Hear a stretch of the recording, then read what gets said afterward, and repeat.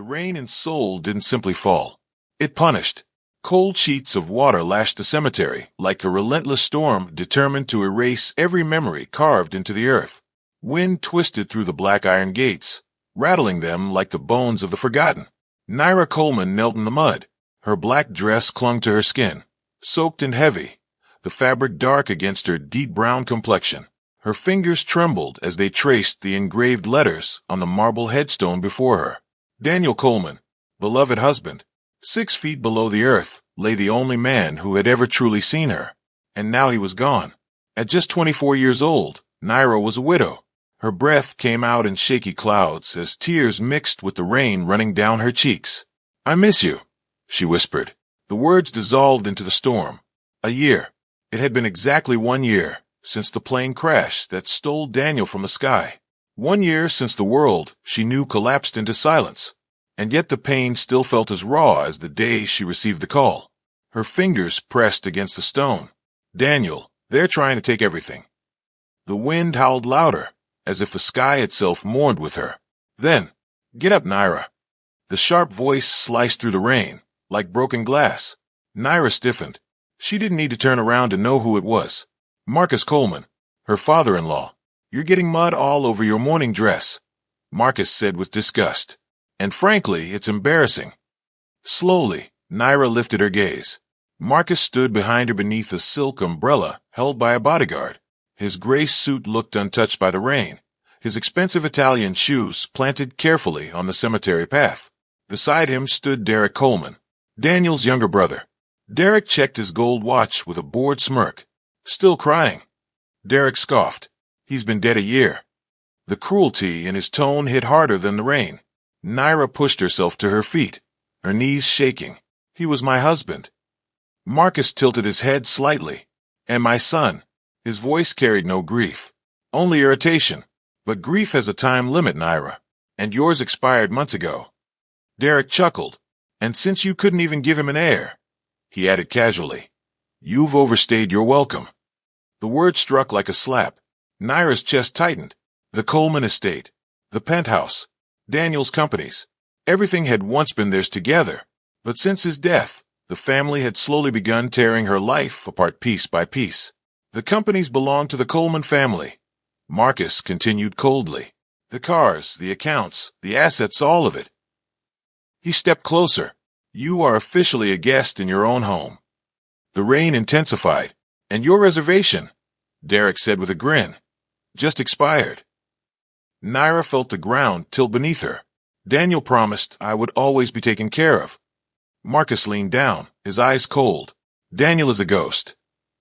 The sentence landed like a coffin lid closing. Then Marcus straightened his tie. "But I have a proposition." Naira frowned. "A business partner of mine requires assistance." Derek smirked knowingly. "A wife," Marcus clarified. The word felt wrong. "His name is Park Hyun-suk." Even in the storm, the name carried weight. The Park family. In Seoul's elite circles, their name was spoken in whispers. Not businessmen, not politicians. Something darker. The rulers of the city's shadows. The head of the Park syndicate. Marcus continued calmly. "But unfortunately, he recently suffered an accident." Derek pretended to sigh. "Poor guy." Marcus's lips curled slightly. "Paralyzed from the waist down." Naira's stomach twisted. "He lives in isolation in his estate. His board of directors needs stability." Marcus's eyes hardened. "They need him to appear domesticated." Naira slowly understood. "You want me to marry him?" Marcus nodded. "A caretaker wife." The wind roared through the cemetery. "A nurse who keeps the image of a happy household." Derek shrugged. "He can't exactly chase women anymore." Naira stepped back in horror. "You're selling me." Marcus didn't even flinch. "I am giving you a life." He pulled a folder from inside his coat. Inside was a contract. "Marry Park Hyun-suk." The paper fluttered in the rain. "And you may keep the penthouse." Naira stared at him. "If I refuse?" Marcus calmly pulled out his phone. He tapped the screen. A live security feed appeared. The front door of the Coleman penthouse. 2 locksmiths already stood there with electronic tools. Marcus smiled. "Then by midnight, you'll be homeless." The storm thundered overhead. No bank accounts. No house. No phone. Derek leaned closer. You'll be sleeping on these graves. Naira's throat tightened. They had already taken everything. Daniel's companies. Her inheritance. Her dignity. Now they wanted to sell her. Her heart pounded. The rain soaked through her dress as she looked back at Daniel's headstone. I'm sorry, she whispered silently. Then she looked back at Marcus, at Derek, at the greedy eyes that had turned her grief into a business deal. Something inside her hardened. Fine. Marcus smiled. I knew you were sensible. Naira grabbed the pen. Her hand shook as she signed the contract. Naira Coleman. Marcus took the paper with satisfaction. Congratulations. Derek laughed. You're marrying a crippled crime lord. Marcus closed the folder. Your car will arrive tonight. The two men walked away from the grave without looking back, leaving Naira alone in the rain. But neither of them noticed something. At the cemetery gate, a black sedan sat silently. Inside the car, a man watched through a long-range camera lens. Dark eyes. Cold. Observant. He had seen everything. Park Hyun-suk slowly lowered the lens. The tattooed fingers of his right hand tapped lightly against the door. So this is her. His bodyguard glanced at him. You still intend to continue the test, boss? Hyun-suk's lips curved faintly. Yes. Outside, Naira stood in the rain. Broken. Alone. But she didn't know the truth. The man she had just agreed to marry was not paralyzed. Not weak. Not broken.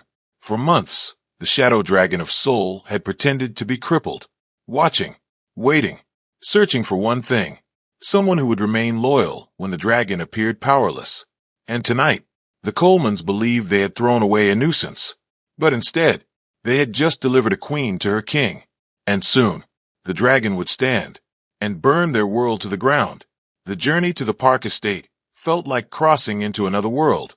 The black sedan moved silently through the rain-soaked streets of Seoul, its tinted windows separating Naira from the glowing chaos of the city outside. Neon lights flickered across the glass like distant stars, but Naira barely noticed them. Her hands rested tightly in her lap, fingers interlocked so hard her knuckles had turned pale. Everything had happened too quickly. Daniel's grave, Marcus's ultimatum, the contract, the marriage. She looked down at the ring on her finger. It was cold, heavy, unfamiliar. Across from her sat two men in identical charcoal suits. They hadn't spoken a single word since she entered the car. Their silence felt less like politeness and more like surveillance. After nearly 40 minutes, the car slowed. The bright skyline of Seoul had vanished behind them. Now towering stone walls surrounded the road. Rain slid down the massive iron gates ahead like black tears. The driver pressed a button. The gates opened. The Park estate appeared through the mist. It didn't look like a mansion. It looked like a fortress. Dark stone towers rose behind thick walls lined with security cameras and armed guards. Lights glowed faintly behind enormous windows, but the place felt cold and distant, like a palace carved from shadow.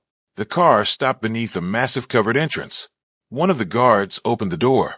We have arrived, Mrs. Park. The words felt strange. Mrs. Park. Naira stepped out. The rain had slowed to a drizzle, but the air was icy. She wrapped her arms around herself and looked up at the towering mansion. Somewhere inside those walls lived the man she had just married, the shadow dragon of Seoul. Park Hyun-suk. The wedding. The ceremony had taken place earlier that morning. If it could even be called a ceremony, it had felt more like a transaction. The mansion's grand foyer was enormous, paved with black marble that reflected the dim glow of a chandelier above. Everything echoed. Every step. Every breath. Every heartbeat. Marcus and Gloria Coleman stood near the back wall like smug spectators at an auction. Derek leaned casually against a pillar, scrolling through his phone. Then the doors opened. The sound came first. Rubber wheels rolling across marble. The guards entered, and between them, a wheelchair. Park Hyun-suk. Naira had expected someone frail, broken, weak. Instead, she saw a man who radiated power even while seated. His shoulders were broad beneath a midnight blue suit tailored perfectly to his body. His dark hair was neatly styled, his jaw sharp and masculine, but it was his eyes that froze her. Cold, deep, watching everything. And his hands, they rested on the armrests of the chair, tattooed with intricate black ink. that curled across his knuckles and wrists like living dragons. The room fell silent. Marcus stepped forward with fake politeness. "The bride is ready." Hyun-suk didn't look at him. He looked only at Naira. The intensity of that gaze made her heart race. It felt as if he could see through every layer of her grief. Every scar the past year had left on her soul. The official cleared his throat. "Please sign the registry." Naira walked to the table. Her legs felt heavy. As she reached for the pen, her fingers brushed the armrest of the wheelchair. For a moment, something strange passed through her. A spark of warmth. A quiet energy. But when she glanced at him, his expression hadn't changed. He looked like stone. She signed. Naira Coleman Park. The hyphen felt like a chain. Gloria leaned close and hugged her with fake affection. "Don't embarrass us," she whispered in Naira's ear. "If he sends you back, the street will be waiting." Derek chuckled. Then the Coleman family left. Their laughter echoed through the hall as the doors slammed shut behind them. And just like that, Naira was alone. Alone with her new husband. She looked down at him nervously. "Mr. Park." No response. His dark eyes remained fixed on her. Watching. Measuring. Finally, his bodyguard spoke. "The boss is tired. You will follow us." The silent weeks. Life inside the Park mansion became strangely quiet. Days blended together. Naira woke each morning before sunrise. She prepared tea, organized medications, checked medical reports. Everything about her new life revolved around caring for a man who rarely spoke. Hyun-suk spent most of his time in his study overlooking the mountains. He would sit near the large window in his wheelchair, staring out into the mist, sometimes for hours, without moving, without speaking. At first Naira was terrified of him, but slowly, something changed. She began noticing small things. The way he preferred his coffee, the specific books he kept within reach, the way his fingers twitched slightly when she mentioned certain subjects. One rainy afternoon, she began talking just to break the silence. Daniel used to hate rain. Her voice echoed softly through the study. He was a pilot. She smiled faintly at the memory. He said flying through clouds felt like crashing into walls. Hyun-suk didn't respond, but his eyes shifted slightly toward her reflection in the window. Encouraged, she continued, "I used to want to be an architect." She ran a cloth across a shelf of books. "I wanted to build things that lasted longer than people." Still silence, but something in the room had changed. The air felt warmer. Over the following days, she talked more. About her childhood. About Daniel. About her dreams. About how the Colemans had treated her like she was worthless because she hadn't given them a grandchild. "They thought I was empty," she whispered one evening. "But I loved him." Her voice trembled slightly. "I just wanted to be seen as a person." For the first time, Hyun-suk's jaw tightened. She didn't notice, but inside him something shifted. For years he had lived surrounded by lies. People feared him, used him, betrayed him. But this woman, this widow sold into marriage, spoke to him with pure honesty. She treated him like a human being, not a monster, not a crime lord, just a man. And it was more dangerous to his heart than any weapon. The kindness. Weeks passed. Naira continued caring for him, but she did more than her duties. She brought small comforts, flowers from the garden, books she thought he might enjoy. One evening, she placed a small cup of street vendor coffee on his desk. "I noticed you prefer bitter coffee." She smiled shyly. "This is from Myeongdong Market." Still no reply, but his fingers tightened slightly around the armrest.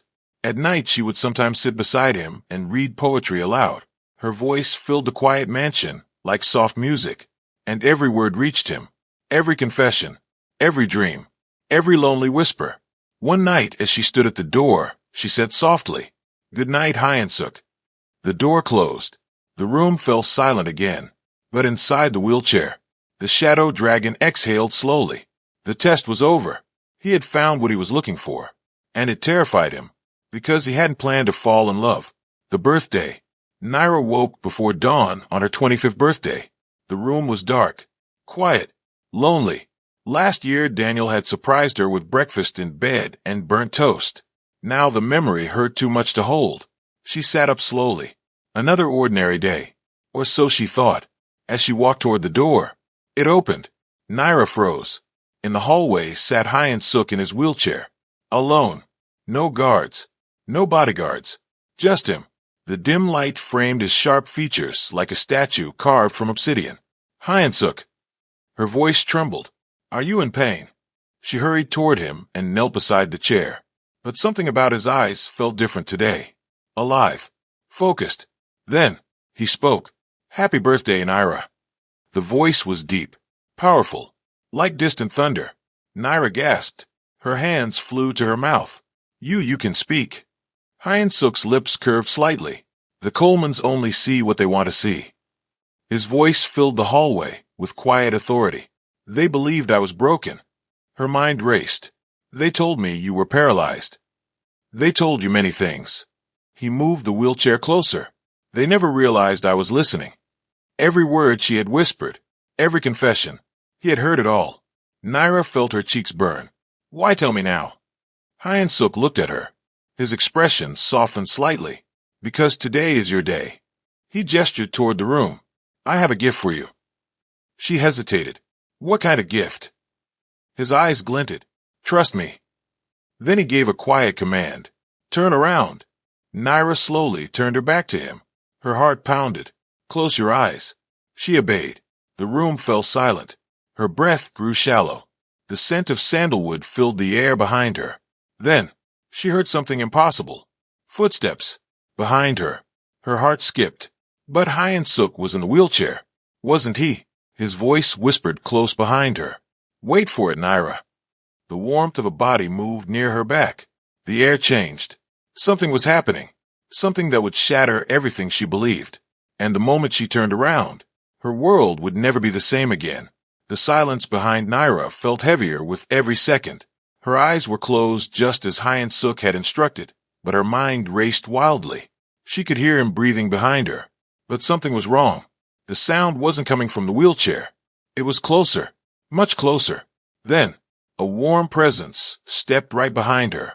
Before she could react, strong arms wrapped around her waist. Naira gasped.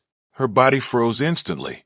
The embrace was firm and powerful, pulling her backward against a chest that felt solid as stone.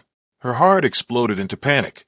The man holding her was tall, far taller than the seated figure she had been carrying for all these weeks. A deep voice murmured near her ear. Hush. The voice vibrated through her spine like thunder. It was unmistakable. Hyun-suk. But he wasn't supposed to be standing. Her eyes flew open as she twisted around in shock, and what she saw nearly stole the air from her lungs.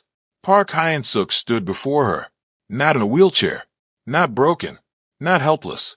He stood tall and powerful, at least 6 feet in height, his broad shoulders filling the room like a wall of living steel. His posture was straight, commanding, like a king who had finally stepped out of hiding. Naira stumbled backward. You're standing, she whispered. Tears immediately filled her eyes. How is this possible? Her mind replayed every memory from the past weeks, helping him into bed, bathing his hands, speaking to him as if he couldn't hear her. The humiliation, the vulnerability. You lied to me, she said softly, pain creeping into her voice. Hyun-suk stepped forward slowly. His movements were smooth, controlled, powerful. There was nothing fragile about him, nothing broken. His tattooed hand gently lifted to cup her cheek. The accident was real, he said quietly. His voice carried none of the cold cruelty the world feared, but it held authority. And the scars on my body are real. His thumb brushed away a tear from her face. But the paralysis. He exhaled slowly. That was my choice. Naira stared at him. Why? Hyun-suk looked down at her with a mixture of honesty and regret. In my world, power attracts enemies. He moved closer until their foreheads nearly touched, and weakness reveals truth. His dark eyes burned with emotion. I needed to know who would remain loyal when the dragon appeared powerless. Her breath trembled. So, I was a test. The words hurt her more than she expected. For a moment Hyun-suk didn't answer. Then he spoke softly. At first. His hand slid gently to the back of her neck. But not anymore. Naira looked up into his eyes. You heard everything, didn't you? Yes. My stories. Yes. My grief. Yes. My loneliness. He nodded. I heard every word. Her cheeks burned red with embarrassment. I thought you were unconscious half the time. His lips curved slightly. I was never asleep. Naira let out a shaky laugh mixed with tears. So you watched me talk like a fool for weeks? His expression softened. No. He leaned closer. I watched the strongest woman I have ever met refuse to become cruel, even after the world broke her. His voice dropped lower. You treated a monster like a human being. Naira shook her head slowly. You're not a monster. The words slipped out before she could stop them. For a brief moment, the powerful crime lord looked almost surprised. Then something in his eyes changed. Warmth. Possession. I have done terrible things in my life, he said quietly. But I will never let the world do terrible things to you again. He pulled her into his arms again, but this time gently. You are my wife. His voice was firm. And from today forward, you are the queen of my empire. Naira's heart raced. The world she thought she understood had completely changed. But before she could respond, a phone began vibrating on the desk. Hyun-suk glanced at it. The caller ID made his expression darken instantly. He answered. What? The voice on the other side spoke rapidly. Hyun-suk's eyes turned cold. I understand. He hung up slowly. Naira immediately sensed the tension. What happened? He looked at her. The Colemans. Her stomach twisted. What did they do now? They just called my office. His voice dropped dangerously low. They're demanding $10 million. What? They claim they deserve a family tax for arranging our marriage. Naira felt anger burn inside her chest. They sold me like property. And now they want money for it. Hyun-suk's jaw tightened. They think I'm still the cripple in the wheelchair. He walked toward the window. They have no idea who they're dealing with. 2 days later, Naira decided she needed air. Despite Hyun-suk's protests, she insisted on driving into the city for a short trip. I just want to buy something for the charity auction, she promised him. I won't be long. Reluctantly, he allowed it, but he also quietly activated the security tracker in her Rolls-Royce. The black luxury car glided through Seoul traffic like a shadow. But Naira didn't notice the gray van following her from a distance. By the time she finished her shopping and entered the underground parking garage, the van had already arrived. The air in the garage felt heavy, too quiet. As she reached her car, a hand slammed against the door. Don't scream. 3 men surrounded her. One of them held a knife. Hand over the keys. Her heart dropped. You're working for the Colemans. The thug smirked. Smart girl. They forced her to give them her phone, her handbag, the car keys. But before leaving, one of them grabbed the diamond necklace Hyun-suk had given her that morning and ripped it off her neck. Marcus says this is just the beginning. They shoved her hard against a pillar. Then they drove away in her car, leaving her alone, bruised, shivering, standing in the rain once again. But this time, she wasn't the helpless widow from the cemetery. Back at the Park Estate, alarms began flashing across the security monitors. The GPS signal from Naira's car disappeared. Her emergency tracker activated. Inside the command room, Park Hyun-suk stood up from his chair. The room instantly fell silent. The dragon had awakened. Find her. His voice thundered through the room. If a single hair on her head is harmed, his eyes turned dark with fury. I will bury every man responsible. Within minutes, the park syndicate mobilized. Black SUVs flooded the city. Traffic cameras were hacked. Every street within a 3-mile radius was monitored. Exactly 6 minutes later, a convoy of vehicles screeched to a stop beside Naira. Doors flew open. Armed men stepped out. And then, Hyun-suk himself stepped out of the lead car. He ignored the umbrella offered by his bodyguard. The rain soaked his suit as he walked toward her. When he reached her, he didn't speak. He simply pulled her into his arms. She collapsed against his chest. His coat wrapped around her shoulders. I have you, he whispered. His voice was filled with a quiet rage that made even his own men step back. The world will pay for this night. His eyes turned toward the city skyline. And the Colemans. His jaw tightened. They just declared war. The storm that night over Seoul felt almost unnatural. Wind howled across the Han River, pushing waves of rain against the dark warehouses that lined the industrial docks. Inside one of those abandoned shipping warehouses, 3 people sat tied to metal chairs. Marcus Coleman, Gloria Coleman, Derek Coleman. Their expensive clothes were soaked with sweat and grime, their faces pale with terror. A single industrial light hung from the ceiling above them, swaying slightly. Its dim yellow glow cast long shadows across the empty building. Marcus struggled against the zip ties around his wrists. "You idiots don't understand who you're dealing with," he shouted. "My lawyers will bury every one of you." But his voice cracked halfway through, because deep down, he already knew. The massive steel warehouse doors slowly slid open. The screech of metal echoed like thunder. Footsteps followed. Slow, heavy, confident. Out of the darkness walked Park Hyensuk, not in a wheelchair, not pretending to be weak, but standing tall, powerful, terrifying. His sleeves were rolled up, revealing the dark tattoos of dragons and thorns that wrapped around his muscular forearms. Behind him stood several members of the Park Syndicate, silent and unmoving like shadows. Gloria let out a horrified gasp. "But you're supposed to be paralyzed." Hyensuk finished calmly. His dark eyes settled on Marcus. "You saw what I wanted you to see." Marcus swallowed hard. "This is illegal." He tried again weakly. "You can't kidnap us." Hyensuk stepped forward.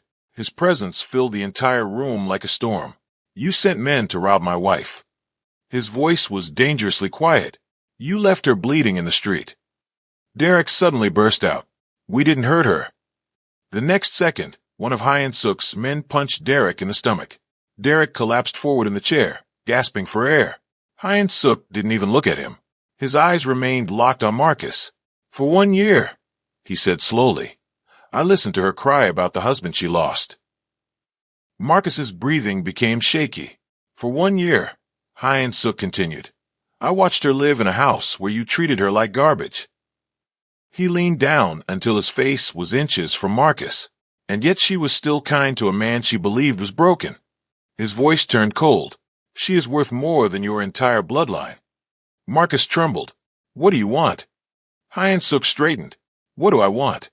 His expression turned almost amused. "You think this is about money?" He gestured to his men. "You stole from her. You blackmailed her. You sent criminals after her." The warehouse fell silent. Hyensuk's voice echoed across the metal walls. "So tonight, you repay your debt." He turned and walked away toward the exit. Before stepping out, he gave one final order. "Make sure they remember this night." The heavy doors slammed shut. Moments later, the screams began. The courtroom. The next morning, the scene was completely different. Bright sunlight shone through the massive windows of the Seoul Central District Court. The courtroom was packed. Reporters, business elites, socialites, everyone had come to witness the fall of the Coleman family. Marcus, Gloria, and Derek sat at the defense table.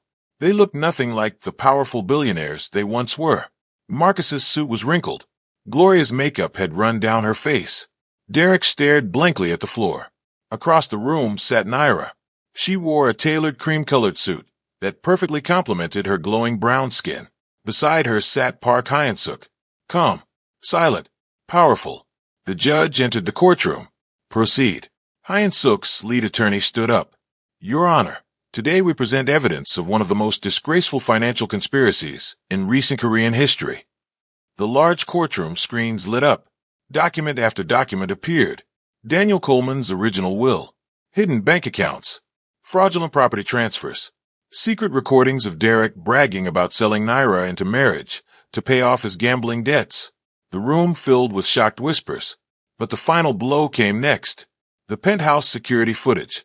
Video showing Gloria throwing Naira's belongings into the hallway. Marcus threatening to make her homeless if she didn't sign the marriage contract. The courtroom fell silent. Then Naira took the stand. She spoke calmly, without anger, without hatred. "They told me I was worthless because I had no child." Her voice was steady but emotional. "They treated me like I didn't exist." She looked directly at Marcus. "They didn't just steal my home. They tried to erase me." Even the judge looked disturbed.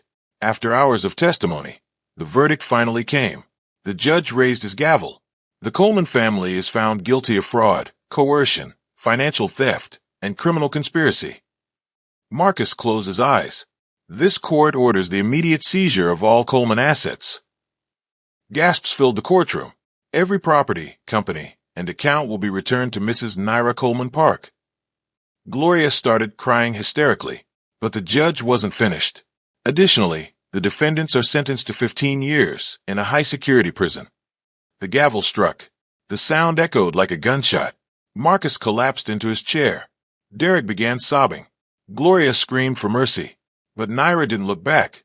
As the bailiffs dragged them away in handcuffs, she simply walked down from the witness stand and straight into Hyen-suk's arms.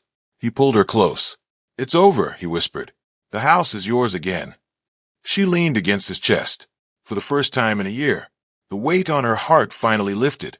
1 year later, the Coleman penthouse looked completely different. The cold gold decorations had been replaced with warm colors. The heavy curtains were gone. Sunlight filled the rooms. Paintings decorated the walls. Music sometimes echoed through the halls. It was no longer a mausoleum. It was a home. And laughter lived there again. 1 year after the trial, the evening sky over Seoul glittered with thousands of city lights. Naira stood on the glass balcony overlooking the Han River. She wore a flowing emerald dress. Her face looked peaceful. In her arms, she held a small bundle wrapped in soft cashmere. A baby boy. Their son. Behind her, the balcony door opened. Hyen-suk stepped outside. He walked up behind her and wrapped his arms gently around her waist. The same way he had the morning, he revealed the truth. He looked down at the sleeping child. "He has your eyes." Naira smiled softly. "And your stubbornness." Hyen-suk chuckled quietly. Something that once seemed impossible for the feared crime lord. He gently touched the baby's tiny hand. "This boy will inherit everything. The empire, the power, the future." Naira leaned back against his chest. But more importantly, she kissed their son's forehead. "He will inherit love." Hyen-suk looked out across the glittering city skyline. For most of his life, he had ruled the shadows. Feared, respected, untouchable. But none of it had ever meant anything until he met her. "I built an empire of ice," he murmured, "but you gave it a heart." Naira turned slightly in his arms. "We built it together." Below them, the lights of Seoul shimmered like a sea of stars. Behind them slept a child who represented their future. And in that quiet moment, there were no enemies, no lies, no wheelchairs, no ghosts, only a dragon, his queen, and the kingdom they had forged from the ashes of betrayal. The storm that once punished her had finally passed. And at last, Naira Coleman Park was home.